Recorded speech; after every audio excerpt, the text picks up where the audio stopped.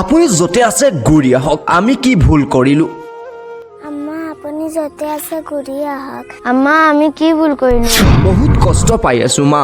আমি বহুত কষ্ট পাই আছো। মমি, মই বিদেশৰ পৰা ঘূৰি আহিলোঁ তোমাৰ বাবে। আমি বিদেশৰ পৰা চব এৰি পেলাই গুচি আহিছোঁ তোমাৰ কাৰণে। লাগে মাথো মমিৰ সন্ধান। গঠনা মুৰাঝাৰ থানাৰ অন্তৰ্গত কৃষি পাম নিগমৰ 15 বছৰ আগতে ভাল পাই বিবাহ পাশত আবদ্ধ হয় মমি আৰু আব্দুল হাফিজ। ল'ৰা স্কুলত দিবলৈ ওলাই গৈছিল মাতৃ মমি, কিন্তু উভতি নাহিল ঘৰলৈ। ক'ত গৈছে, কি হৈছে, কেনে আছে কোনো খবৰ নাই। গঠনাৰ খবৰ পাই স্বামী সুদূৰ কুৱেটৰ পৰা ঘৰলৈ আহিল মমিক বিচাৰিবলৈ। এফালে 14 বছৰীয়া ল'ৰা আৰু 9 বছৰীয়া ছোৱালীয়ে বিচাৰিছে মা। বিপদত পৰিছে আব্দুল হাফিজ। মুৰাঝাৰ থানাত গোচৰ ৰুজু কৰিছিল যদিও পোৱা নাই মমিৰ কোনো সন্ধান। অনাহাৰে ঘূৰি ফুৰিছে দুই সন্ধানক লৈ Abdul Hafiz. News desk report, বৰহাউৰ লাইভ। মমি তুমি য'তে আছা ঘূৰি আহা।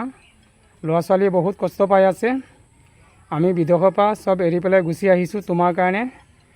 আমাৰ মাজত যি হৈছে তুমি এইবিলাক পাহৰি যোৱা। আমি দুইজনী কেনেকৈ সংসাৰ কৰিব লাগে, আগুৱাই যাব লাগে ল'ৰা ছোৱালী লৈ পেলাই, তুমি সেইখিনি চিন্তা কৰা। তুমি য'তে আছা ঘূৰি আহা। আৰু যদি কিবা ভুল বুজিছা এইবিলাক তুমি পাহৰি যোৱা আৰু মনত একো নেৰাখিবা। তুমি য'তে আছা তুমি মমি ঘূৰি আহা। আমি বহুত কষ্ট পাই আছোঁ। আমি নাজানো তুমি ক'ত আছা, কি কৰি আছা, কিন্তু বহুত আমি কষ্টত আছোঁ। না শান্তিতে ভাত এসাঁজ খাব পাৰিলোঁ। গতিকে তুমি য'তে আছা আমি ঘূৰি আহা। আম্মা আপুনি য'তে আছে ঘূৰি আহক। আমি ইমান দিন ভাত খোৱা নাই, আপুনি আহি যাওক। আমি বহুত কষ্ট পাই আছোঁ। আমাক কোনেও নাচায়, ভাতো নিদিয়ে। আপুনি ক'ত গৈছে, ঘূৰি আহক। মনত পৰিছে। আম্মা আমি কি ভুল কৰিলো?